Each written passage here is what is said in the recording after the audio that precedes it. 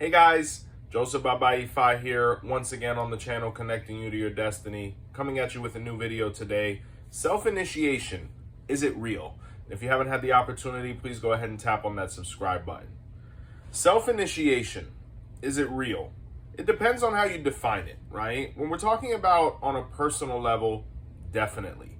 The moment when you choose to awaken or become woke, as a lot of people like to say, it's very much a self-initiation in the aspect of you accepting the possibility of practicing an indigenous faith, breaking the shackles that bind you to that which is considered normal or conventional here in the Western world or wherever you may be. The idea of practicing something different, or going against the grain, or something a little more natural, can be a little scary, especially when there's so much propaganda that really tries to sway people away from these beliefs, right? Now, it's all about the awakening, and when it happens, it can happen for everybody at a different moment, right? For some people, it happens earlier. For some people, it happens much later. The most important thing is that it feels natural and that you feel comfortable with what you're doing. And the reason this happens at different stages for certain people is because of Ori. When we're talking about Ori, or our internal destiny, this kind of binary code that we come down from heaven with, everything happens at different moments or different stages, or it opens up or awakens at different moments. So let's say the first 30 years of your life, you practiced Christianity, which is perfectly fine. And then out of nowhere, you're like, man, this doesn't resonate with me the way, some traditional beliefs or some, Afro-descendant beliefs do. And all of a sudden, you feel swayed towards this. As long as it's natural and coherent and really authentic within yourself, no one can tell you otherwise. And it's all about empowerment. When we talk about the traditional faiths, African or any type of indigenous faith or nature-based faith, it empowers you. It really does put you in the position of deity, right? Because we're working with nature, we're interacting with our surroundings, we're making offerings to earth and all the positions that exist. It is very much an empowering experience. Now, when we're talking about from a formal ceremonial standpoint, self-initiation probably isn't going to be the best route.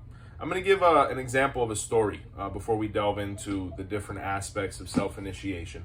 And, here at the Botanica Candles and More, we get a bunch of wonderful visitors on a daily basis. People come in with a lot of questions. Some people see the channel and they're like, hey, we really want to, get in there and interact and see, how we can progress. And we're always here to help. So one evening, a woman comes in and she has this nice long list of things and she's looking, and we give her a couple moments to kind of feel the store out. We don't like to bombard people here. We like to give people a moment. And what ended up happening was after a moment I reached out and I said, hey, is there any way we can be of assistance today? She's like, no, right now I'm okay. I'm like, perfect. If you have any questions, please just let us know, right? Cliche for those who have been here and have heard me say it so many times. So a couple more minutes pass by and I see her get a little bit frustrated, and she reaches out to again, and she gets my attention and she's like, can you help me find these things? And I looked at the list and I see red palm oil. I see a couple different things. I see some initiatory ingredients there. And, based on having done this for quite some time and knowing, how certain experienced practitioners look or how they respond to certain things, these are things that somebody who was initiated would more than likely know immediately when they saw on the shelves, because nothing's hidden. It's right there, invisible. So, I don't usually do this often, but I asked her, I said, hey, are you initiated? And she's like, no, I went online and I found this page and they gave me a list of things and they told me to get all these things and to mix them all together. And then out of nowhere, I would have initiated myself into Ifa and now have Orula, right? Or Orumila. Now, mind you, as a priest who has sacrificed so much to be able to get into this priesthood, or so many years of study and all of these things, it was a little shocking to me, because this is a concept that's a little bit foreign to what I'm used to. Because, coming from, a Santeria background and Ifa background where everything is very elder-based and initiation-based, the concept that, there's things out there that are, basically motivating people to self-initiate in this regard is a little bit alarming. Because knowing the theology behind our actions, the reason behind our actions, people unfortunately are setting other people up or themselves for failure. Because when we're talking about things such as this, there's a certain aspect of divinity or consecration that comes when you go through an initiation that empowers you or allows you to be able to consecrate things for somebody else. For example, myself going through the Ifa or Itefa or Itelodu process, this empowers me to be able to do these things for other people. Or when someone becomes a priest or a pastor or any of these other things. And what people are afraid of is they don't want to be put in a situation where they have to need others. And by no means in Ifa does anybody want anybody to need anybody necessarily. It's a religion of spirituality of empowerment. But that takes steps, and that takes time, and that takes apprenticeship. So, I asked her, I said, hey, that's perfectly fine. I have some questions for you, though. And once again, I usually don't do this, but I was so taken aback by the situation. I asked her, I said, how have you been feeling since you've gotten on this self-initiation process? And she looked at me and she said, well, I just self-initiated myself in Yemaya about 2 weeks ago. And then a week ago, I did Oshun. I was like, this is wonderful, right? So how have things gone? She's like, they've been going horribly. Last night I passed out in my shower. I'm having these phenomenons happen in my house. I'm invoking these implements now, and red flags just start going up to me. And she says, well, how does that sound to you? Is that normal? I said, by no means. It's not that everything needs to go perfectly wonderful after you initiate into Ifa or Orisha or anything, but it shouldn't be going that bad either, right? Especially when we're coincidentally doing all these things, and if they weren't happening beforehand and now they are, that's definitely a red flag. If I were you, I would subsist immediately and, get in the hands of somebody that can really guide you and take you through processes so you can fulfill those actions without the negative spiritual feedback. She took my advice. At the same time, she still bought the things that were on the list, which is perfectly fine. And we haven't seen much of her since. But, we wish her the best. But, with the experience of seeing how, things like this happen and then comparing it when people go through the coherent initiation process, there can be no comparison. The benefits from going through initiation with elders and how things have been stipulated for thousands of years, whether it be traditional or Afro-Cuban or anything, the results can't be debated with. Initiation by way of others from a ceremonial standpoint is going to provide benefits, where self-initiation from a ceremonial standpoint could provide a lot of frustrations, right? So that's one of the answers there. And a lot of people look and say, well, why do I have to go to somebody else to be able to awaken myself, right? Well, that's a perfectly good question. If this is a religion of empowerment and a spirituality of empowerment, why do we need other people to help unlock who we are? Well, the reason being, and seeing so much at this point in this faith is most people are going to know more about you spiritually before you know about yourself when you first get in. So, like, let's say you're in a spiritual mass and you're in the middle of the circle and you have all these mediums just basically peering into your spiritual prism, right? And they're seeing all these things and they're telling you about all these things.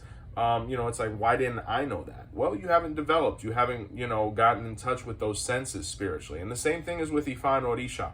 To the point where even when the Orishas came down from heaven, they needed other people to be able to initiate them, right? One of the famous cases is going to be either Odudua or Orunmila, right? Some people say when Odudua arrived in Ife, he had dreams and premonitions of how to be able to consecrate himself, or how it should be from that point forward. But even then, he still needed Babalawos and people around him to be able to help him go through that process of crowning himself, right? Which, is one theory. And then you even have Orunmila himself, who was said to be initiated in various different stories, either by Odudua and Oro, or, whether it be Akoda and Asheda, depending on whether you look at them as the students, or them as, in some stories, even being the people who initiated him. There's always going to be various versions. But even these guys, our messiahs, our, spiritual idols, even they had to be initiated with somebody. And even if they were the ones directing it, they still needed other people to do these things to them, right? If you look at traditional Isheshe practice, concepts, they believe that, the Babalawo should never do Ebo to himself. Especially Ebos from their Odu, where they should seek other Babalawos to be able to do it for them, And the reason being is because Orumila, in a lot of scripture, it says that he always sought out other Babalawos to be able to do Ifa work or practice for him, or even divination, right? There's various Odus that speak of this concept. Some people choose to apply it, some people don't. Either way, it keeps all of us substantiated, right? Because on one behalf, if you are somebody who has the capacity to be able to do Ebo, it's a great way to be able to involve your Ifa brothers and other religious practitioners so that everybody here is able to maintain themselves. But from another aspect, spiritually, there's nothing like somebody being able to do things for you from time to time. So even myself as a Babalawo, I have certain priests that I've interacted with and that do religious things for me, not because I don't know how to do them, but because, every now and again, even a doctor has to find another doctor to be able to analyze them and examine them and see what's going on. Sometimes you can't look at yourself by way of your own eyes. You need other eyes to be able to look at you. And even Odudua and Orumila, as well as the other Orishas, had to go through these processes by finding other people. And they were deities. These were divinities. These were chosen heads, Orishas, which is what that means. And, even in the case where they were able to, under mythological circumstances, establish these practices, and some people could say, well, if Odudua created the ceremony, why can't I do it for myself? Well, that's because he's Odudua and he was selected by God, as well as Orumila, and these were selected people. They were chosen to establish and create. We were chosen to preserve. So the most important thing is that we maintain these practices, and the way we do that is by, seeking out the elders who have learned them and going through them ourselves and, maintaining this alive on earth so that it's here for centuries and generations to come. So that's a perfect example there, where even the Orishas had to find people to initiate them, which kind of refutes the idea of we can initiate ourselves, because if they needed somebody, we definitely need somebody, right? So we talked about that. It definitely is a born-again religion. And we're talking about the idea of birth.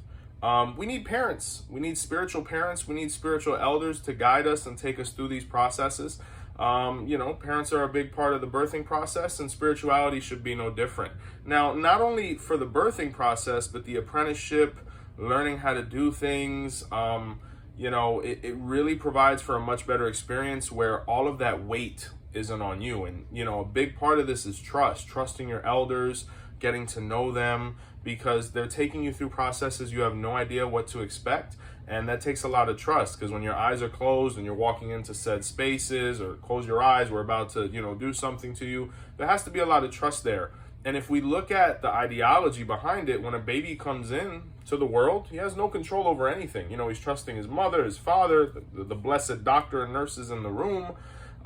It's very much a trusting experience. So if that birthing is that way, and he's not able to do anything for himself, if we're recreating a birthing process by you being born again within the spirituality, it has to have the same characteristics. People guiding you through, people taking you through this process, eyes closed, trust. All of these things, was when we're born, we're somewhat helpless. And I think it's a reminder of humility, that we can't always do everything for ourselves. And African spirituality, any of the born-again practices that you can find here on earth, they reiterate that, trust, needing others, this idea of society and fraternity that we need to maintain as human beings, because if we over-empower ourselves, then we become God. And then it kind of becomes where we don't need anybody else, and that can never be the case, no matter how empowered or woken we may be, right? So another thing is that if we don't go through the processes of finding religious elders, it's sad to say the sacrifice of our enslaved or even liberated ancestors would be in vain, whether it be the slaves who were brought over from Africa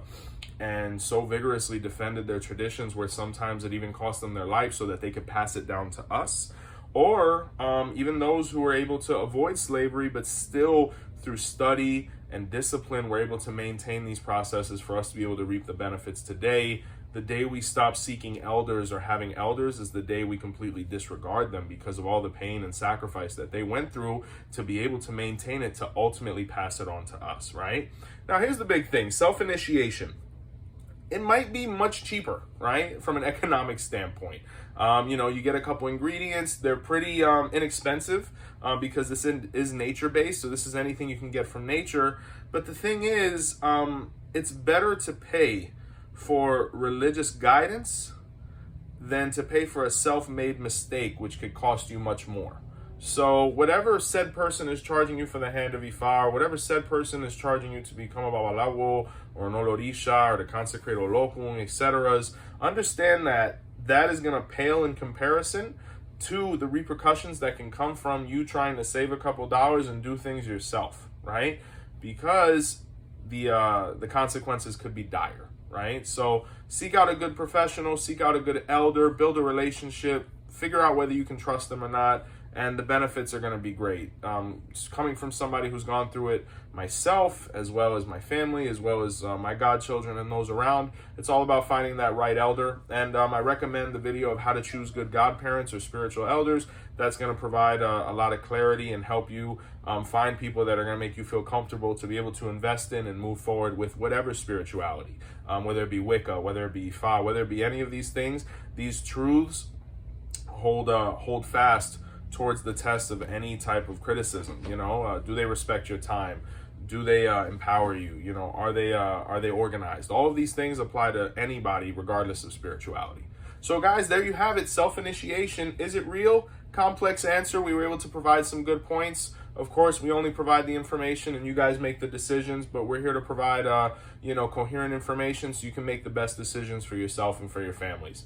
Guys, the channel's doing wonderfully. Botanica is doing wonderfully. We really appreciate all the support. Getting close to 3,000 subscribers. Very exciting stuff. If you're interested in getting a consultation or having a conversation with Joseph Baba Ifa, please contact 407-440-2086 or visit botanicacandlesandmore.com. And apart from that, products are on there, Orisha drip clothing, all the things you're looking for from a spiritual standpoint, we're here to provide, right? So guys, we really appreciate you. Joseph Baba Ifa, Botanica Candles and More. Be sure to subscribe, like, comment, and share. New videos coming out all the time. And sincerely from all of us over here, take care, guys, and thank you. Borui boy bochiche.